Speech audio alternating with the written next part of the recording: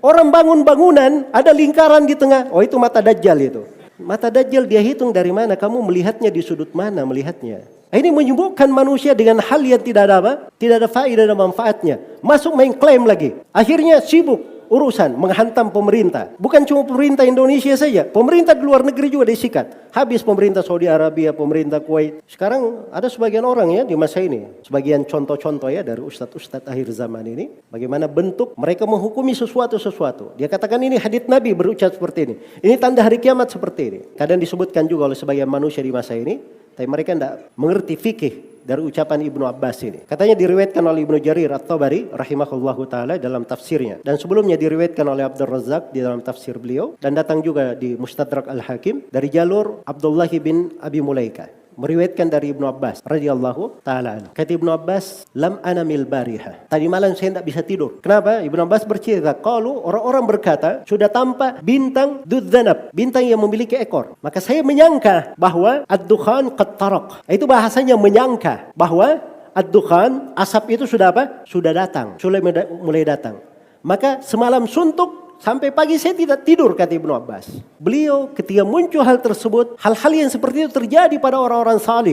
Bukan cuma di masalah hari kiamat saja. Ini datang sebagian manusia, dia ambil petikan-petikan. Sekarang peneliti sudah menyebutkan, ada meteor yang sangat dahsyat, sangat besar, lebih besar dari bumi. Sekarang menuju ke bumi. Ini kalau terjadi, maka dari sini terjadi arah nanti asap segala macam. Analisa tidak ada gunanya. Jelas ya? Untuk apa dipahami seperti itu? Tunggu saja kalau sudah ada asap di langit, itu sudah terjadi. Kalau dia ingin takut mengingat Allah, baca surah Ad-Dukhan tiap hari. Kamu baca Al-Quran, itu baru benar. Ini dengar penelitiannya dari lembaga ini, penelitian lembaga ini, dan kadang kebanyakan dari mereka orang-orang kafir. Ini kita mau bahas lagi sama mereka. Kalian itu cara menerima berita dari mana sumbernya? Kita itu menerima berita ada dasarnya. Sumber pemberitaan itu tidak boleh diterima kecuali dari orang yang terpercaya. Dan dari syarat orang terpercaya dia adalah seorang muslim. Ini sudah melanggar berbagai ketentuan gara-gara terlalu berambisi menafsirkan kejadian-kejadian apa? Akhir zaman. Yang aneh bing ajaibnya lagi, kejadian asap-asap yang berada di mana? Di Sumatera, di Kalimantan. Itu sudah tanda. Sampai ada yang meramalkan besok Ramadan ini, hati-hati antum ya. Ramadan tahun depan katanya. Itu dikhawatirkan. Itu sudah keluar dukhan itu. Ini orang-orang tidak ada fikihnya. Kalau dia baca hadits Ibnu Abbas itu tadi, asar Ibnu Abbas itu melihat sesuatu di langit. Karena asap itu tanda hari kiamat terkait dengan langit, tidak ada hubungannya dengan bumi. Mau terbakar hutan di mana-mana, tidak ada kaitannya dengan itu. Karena di dalam Al-Quran memang dikatakan, yauma ta'tis sama'u bidukhanin mubin. Hari tatkala langit mendatangkan asap yang sangat dahsyat. Dikatakan langit yang mendatangkan, bukan bumi, bukan kebakaran hutan. Dipastikan itu. Mendudukkan nas-nas, kejadian-kejadian kalau didudukkan dengan kejadian, boleh saja. Tapi ada ketentuannya. Ada makna yang diinginkan di belakang itu. Jangan menipu orang. Oh, saya pengen mengingatkan manusia dengan hari kiamat. Baik, kita berbaik sangka. Kamu ingin kebaikan, mengingatkan orang. Tapi ada hal yang tidak masuk akal. Tanda-tanda hari kiamat dipakai untuk menghantam pemerintah, dipakai untuk menyikat orang tertentu. Tanda-tanda hari kiamat juga dipakai untuk apa? Untuk kepentingan-kepentingan pribadi. Ini juga saya baru tahu juga ini. Jadi yang biasa cerita-cerita akhir zaman ini ternyata dia punya program rahasia. Terlalu banyak cerita tentang akhir zaman ini, makanya banyak orang yang mulai katanya minta supaya dibangun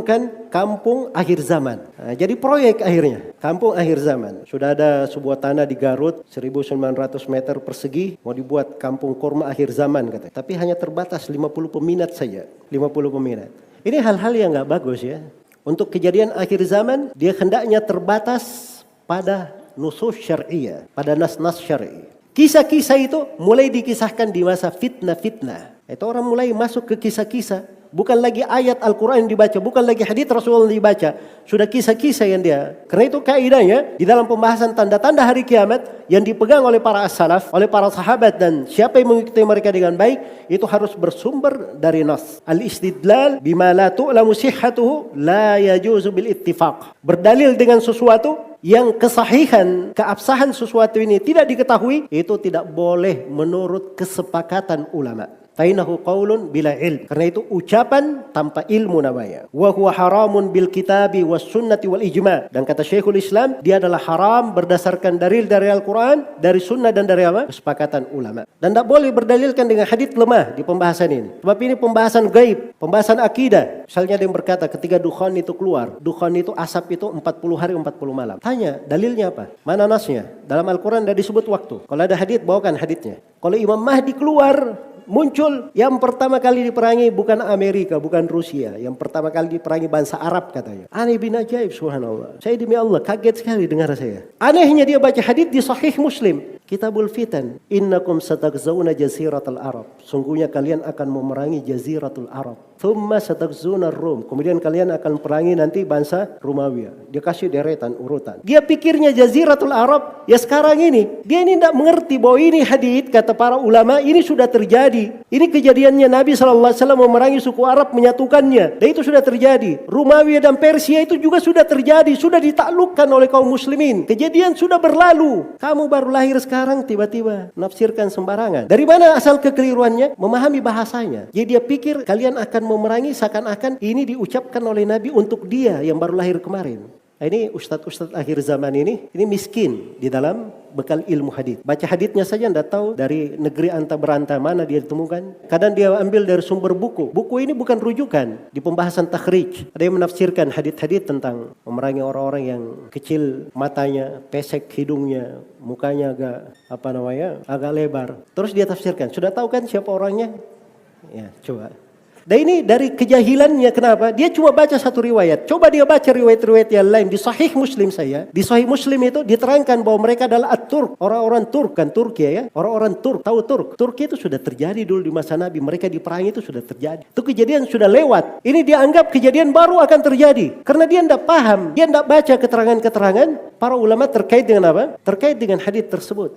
Yaktatilu inda kanzikum thalath. Akan berperang. Kanzikum, dia artikan di sini apa? Akan saling gaduh, akan saling ribut, akan saling bercangga, akan saling bertengkar, jatuh menjatuhkan, mungkin mengarah kepada perang. 3 orang putra khalifah, putra raja. Ketika seorang raja, pemimpin Mekah dan Madinah meninggal. Kemudian dia katakan, la yasiru ila wahidin minhum. Tidak satu pun dari mereka bertiga yang benar-benar memimpin Mekah dan Madinah. Ini hadits ya. Sekarang apa yang dia pahami dari hadits ini? Dari tanda akhir zaman. Dia sudah klaim dulu, akan ada raja Arab yang meninggal.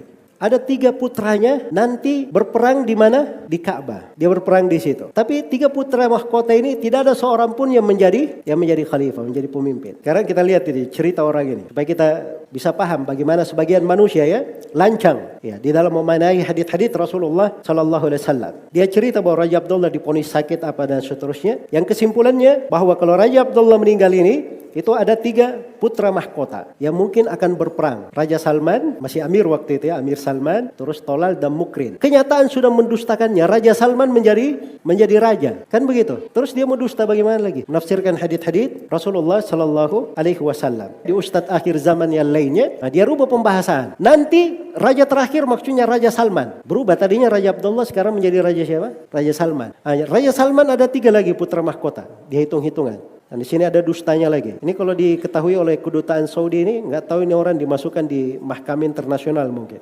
Tuduhan-tuduhan keji, naudzubillah. Sampai dia katakan putra mahkota Saudi yang Mukrin bin Abdulaziz itu katanya dibunuh kecelakaan pesawat untuk sengaja supaya tidak menjadi putra mahkota.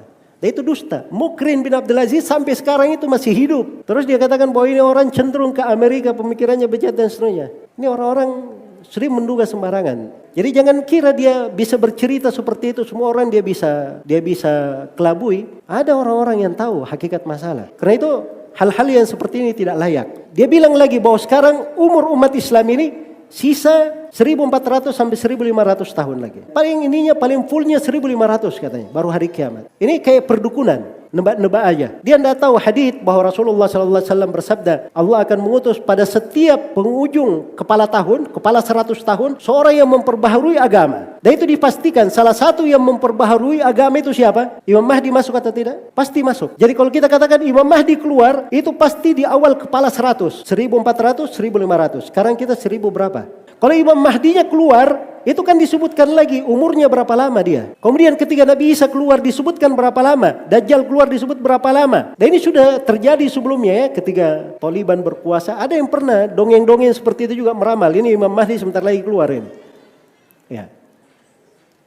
Dan itu tidak terjadi. Ada maksudnya yang bagus misalnya. Mengingatkan orang tentang hari kiamat. Ingin menyadarkan manusia. Melembutkan hati orang dengan menyebut tanda-tanda hari kiamat. Tapi jalannya keliru. Dan sangat keliru. Bersamaan dengan itu. Kalau terjadi orang-orang niatnya baik dan jalannya keliru. Para ulama itu tidak ada yang berhenti terhadapnya. Tidak menerangkan kekeliruannya. Bahkan mereka akan terangkan kekeliruannya. Bukan karena orangnya. Tapi ini masalah agama. Ini agama Allah. Harus diterangkan. Karena itu bertentangan dengan apa? Bertentangan dengan agama.